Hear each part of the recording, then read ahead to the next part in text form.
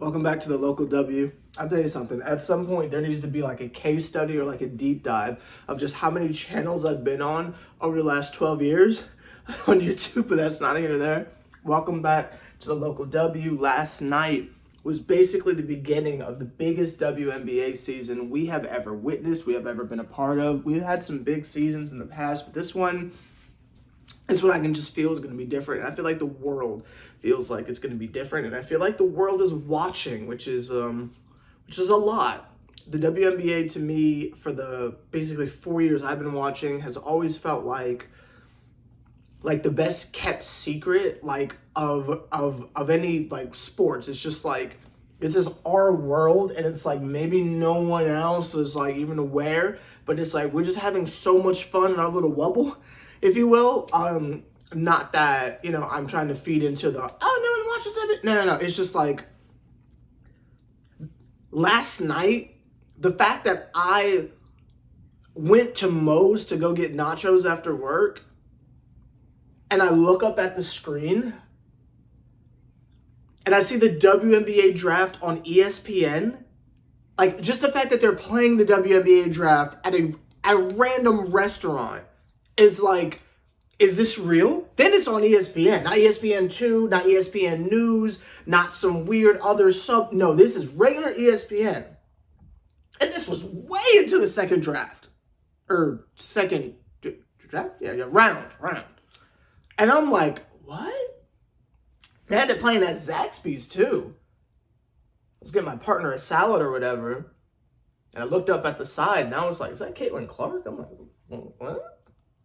Crazy. I mean, like, I know that the tournament was huge and March Madness was huge, but it does not feel real. It doesn't feel like it's a real thing to see all these eyes on the WNBA. I'm happy for it. I love it. Don't get me wrong. This is not like a negative thing. I'm just expressing I cannot believe where we are right now. The amount of text I received from people who I couldn't get them to watch the WNBA if, I don't know, if Diana Taurasi had 65 points in the game, they wouldn't even tap in. Right?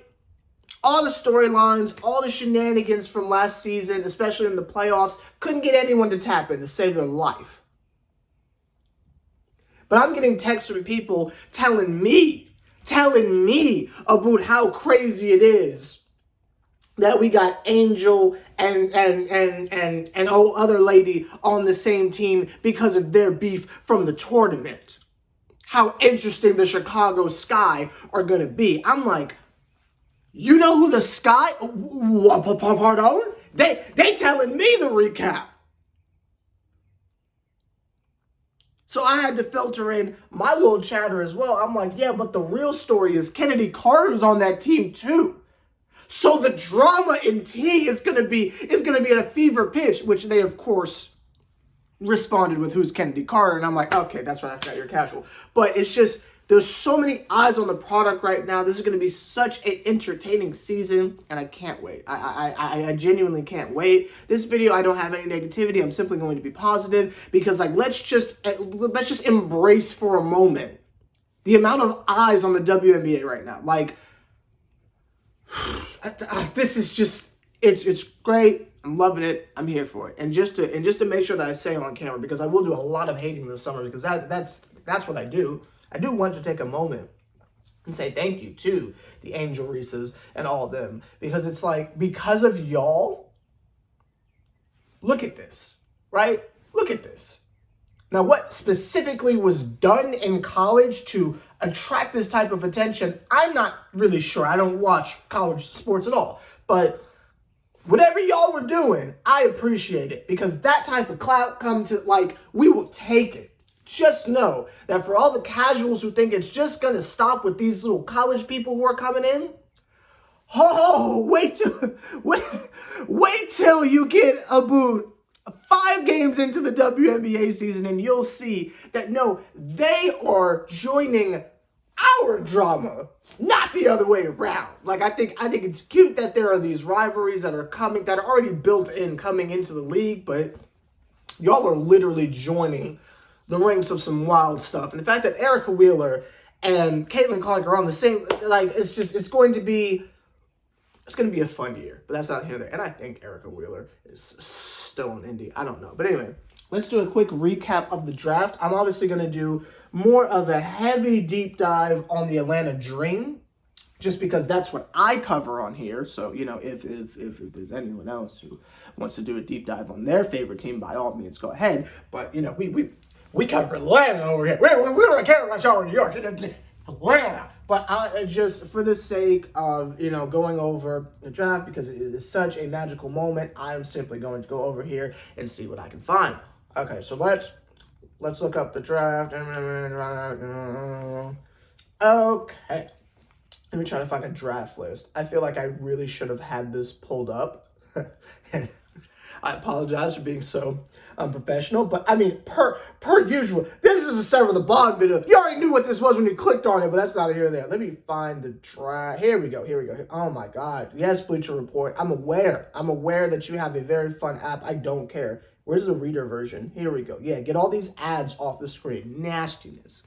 The way oh, this one on capitalism rant, my fault. Okay. First pick in the draft. Wait. Also, I didn't say a word about Holly, so I feel like I deserve a raise at that point, but that's not here or there. Anyway.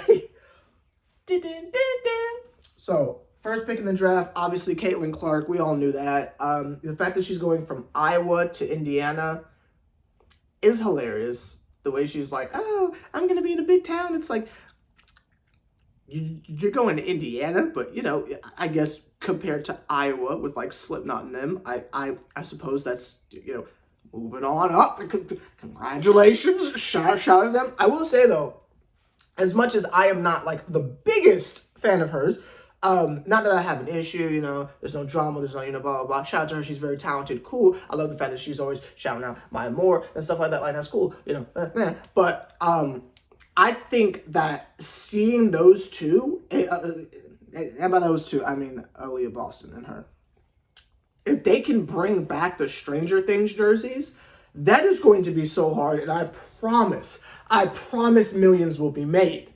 That's all I'm going to say. Bring back the Stranger Things jerseys. That is going to be incredible. That's all I'm going to say on that, but that's not here or there.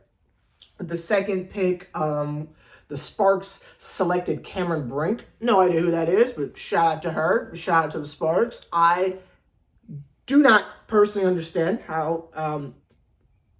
Let me not speak on anything because I'm not super educated on college, so let me not say anything. I'm simply going to read this and you take as you will. I just feel like at number. Let me stop. Okay, so number 3, this guy from the Mercury selected Miss Camila, which again, I can't speak on these things, but shout out to her because she's from South Carolina. Obviously, they didn't lose. You know, they didn't lose. She's incredibly talented. I watched a bit of that championship game, so shout out to her and their picks and stuff like that. We're actually just gonna skip a little bit because there's just something I want to speak on, and I feel like if I'm just reading up and down, like y'all saw it, y'all know what happened. I just want to speak on just one more thing. We're gonna skip all the way down. No offense, we're gonna skip all the way down over to number 7, where Angel Reese was picked up. Keep in mind that Chicago got both of these picks from other teams, so their number 3 pick they got from the Mercury. And their number 7 pick they got from Minnesota, where they were able to pick up Angel Reese as well.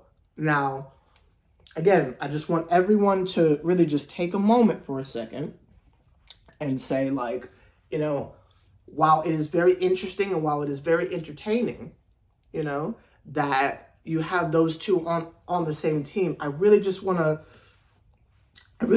like take a moment to just. I really just want to take a moment to just think about the type of chaos that's going to happen in that locker room, the type of alleged insanity that's going to happen in that locker room, not just between the players who are on that roster, but imagine going to Chicago to play them. And the fact that Kalia Copper's not there is really fascinating, because if she was involved in this team would be easily the Black Air Force team, and I'm just it's a crying shame. I believe Kalia Copper went to a different team. I feel like she's on the Mercury. I feel like she is. Let me just look that up just to be sure, because I don't want to misquote anything, but I'm pretty sure she's on the Mercury. Let's see. Mercury. I can't spell Mercury to save my life. Mercury roster. I can't spell roster. Give me a second. Roster 2024. Let's see. Phoenix. At some point I'll be able to type that in and it'll just like pop up on a little slider thing, but I guess we're not there yet. Caitlin, keep doing your stuff, but that's not even there. Yeah, Kalia Copper. Wait, is Sophia? Ain't no way. No, wait a minute. See, I didn't peep that. I didn't peep that Sophie and Kalia are on the same team. I didn't peep that. Wait, she's on the Mercury? Wait a minute. Okay. See, now the wheels are turning, because I feel like when I saw this information, I just kind of said, "Oh, that's crazy." And I know it's supposed to be talking about the draft. I apologize, but it's like now my mind is going. I can't believe I didn't put two and two together. Obviously, you've got one insane core going on right here. Kalia Copper, Diana Taurasi, Brittany Griner, and again, that's just the headlining stars. That is a insane. The bully ball is going to be ridiculous. Wow, I'm going to have to go to that game, but that's not even there. Wow, I didn't even think about that. But then you got Sophie on there after the stare. Did they trade for the door that Diana Taurasi kicked down too?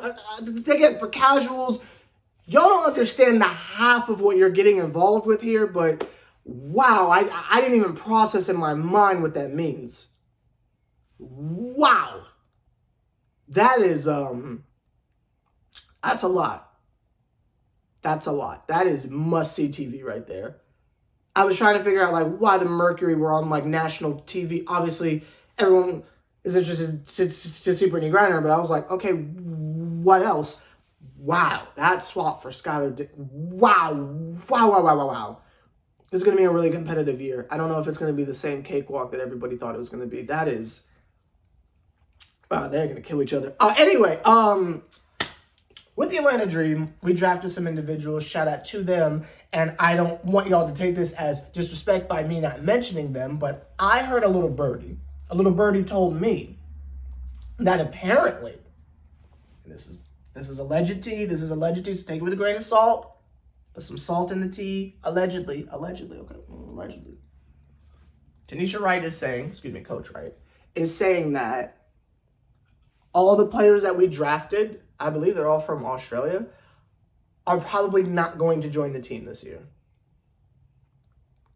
Now, some individuals are of the mindset that, there are certain people on our roster who maybe shouldn't, be a part of it and stuff like that. I think it's because the Dream clearly are in win now mode and have a dynamic core. From the kids from last year, your Haley Jones and stuff, right? To the literal onslaught of veterans that we signed from, Tina Charles or Powers and stuff like that, or Canada. Like, I am under the impression that the Dream didn't really need to do much. And I think wanting anything more is I think it's a little greedy, because we pulled off the fleece of the century and somehow flipped 3 into 1. I don't know how they did it. And got Ryan Howard. So it's like, I feel like we're kind of past that lottery building phase. No offense to a Chicago. No offense to all offense in the world to the Fever. Y'all know how I feel with them. But that's not here there. But, I said I was going to be positive. I'm sorry, y'all. But I don't feel like the Dream are in that same category. Like, we made the playoffs. We just ran into Agumawale. And I don't particularly feel as if Tanisha Wright draws plays. But anyway, we can talk about all that during the summer. But we got real vets that can surround Ryan Howard that will not do the things that individuals we had on the team whose last name starts with Bobinson would do during crunch time situations. There will not be times where we will kick the ball out to Cheyenne Parker for 3 when Ryan Howard is wide open. Yeah, we won't have those issues any longer. We don't have various potential projects on the team. We don't have to worry about that. Certain individuals are no longer with us on the team, so we don't have to worry about that. Individuals whose name rhymes with Barry McDonald's are no longer on the team, so we don't have to worry about that type of stuff. Like, there's nothing to hold us back. So I'm not particularly upset that the people we drafted will most likely not be joining the team, because it's like, the team is already pretty good. The team is already pretty good, and I need everyone to understand that just because you have a collection of big names doesn't automatically mean you're winning a championship. Look at the Liberty, right? Amazing run, good for them, cool, but you didn't win because you ran up against an already established team of not vets, but a team that's got the chemistry. Well, some of them are vets. Like, nobody considers Adrian Wilson a vet, right? Like, she's still relatively young. Like, we don't say vet, right? You know? But Chelsea Gray on there, and it's like, oh yeah, that's a vet. You know what I mean? So it's just like, I think team chemistry is always going to win over names and stars. And I think it's easier for solid role players and accomplished veterans to come together around a young core. I think that meshes easier than just big names, right? I think that even though it's entertaining and funny, we're really going to have a conversation about the fact that you got Kalia Copper and Sophie Cunningham on the same team. I really think that's going to be an issue at some point, but that's not me being negative. That's just like, that's going to be a lot for them to get over. Now, while they will probably look at me and say, oh, they're just spinning a narrative and blah, blah. Okay. I know what I saw in the finals, but okay. I'm just making stuff up. Cool. Same thing with what's going on in Chicago. You've got to make that work internally, and you've got to make that work externally. You know? They are going to have to share the ball amongst each other. And I'm sure they've got some devious guard and stuff like that. But, I mean, if we're just going off of raw talent, I feel like Kennedy's your starting point guard, but that's something here and there. But anyway, that's going to have to work. They've got an amazing head coach. I'm sure it'll mesh at some point, but that's just, there's a lot. There's a lot to unpack there. But that's what makes this season so interesting. There's so much to unpack and really get down to, whether you look at any of the 12 teams. So let me know your thoughts down below. Did you enjoy the draft? Are you hyped that we are on this level? I think there's a really, really high chance that a lot of the people that were just drafted will be just on like the regular cover of 2K. Like, I don't even think it's going to be like this is the deluxe version and you can have the... No, I think like they will just be on just like the normal cover, and like your deluxe is going to be like, I don't know, like Jokic or some shenanigans. You know what I mean? So the popularity of the league is going to continue to increase, especially when games start and the casuals are able to look at the league and say, oh, they're really good. And then all of us are going to be like, yeah, we know. But, you know, cool. I think we need to prepare ourselves for that aspect. But that's not here nor there. Let me know your thoughts down below. I'm Sever the Bomb. You're here on... I need a local W flag. But that's not here nor there.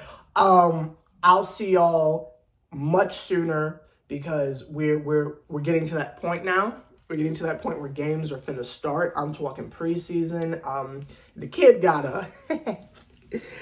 got his season tickets quite some time ago. So as the prices are skyrocketing for tickets, the kid got in on the ground floor. So y'all can pay $1,000 per game. I already got my seats. You deny me. You deny me. I would be fat, bro. But that's not here or there. I'll see y'all later.